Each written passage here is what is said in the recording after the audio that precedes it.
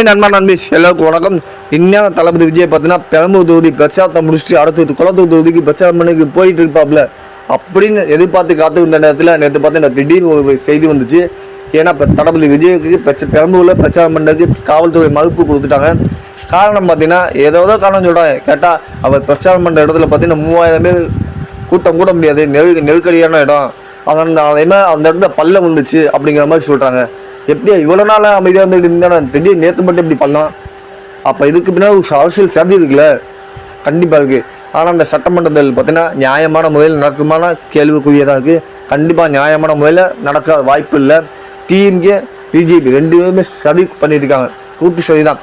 தளபதி விஜயோட வளர்ச்சி மற்ற கட்சிகளுக்கு பிடிக்கல. அவன் வீட்டை விட்டு வெளியே வரக்கூட, மக்களை சந்திக்கக்கூடாது, என்னென்ன பண்ணணுமோ அதை பண்ணிட்டு இருக்காங்க. தளபதி விஜய் களத்தில் இறங்கி சண்டை போடணும்னு ரெடியாக தான் இருக்காது. ஆனால் நம்மளால் மற்றவங்களுக்கு பிரச்சனை வரக்கூடாது, அமைதியாக இருக்காது. ஆனால் நிறைய பேர் என்ன சொன்னால் களத்தில் இறங்கு தலைவர் அப்படின்னு நீங்கள் சொல்கிறீங்க. உண்மையிலே இந்த திமுகவோட அரசியல் மக்களுக்கு யாருக்குமே புரியாது. இப்படி தளபதி விஜயை ட்ரிகர் பண்ணி அவன் களத்தில் இறங்க வச்சு அதை வச்சு அரசியல் பண்ணுறதுக்கு நிறைய கூட்டம் இருக்குது.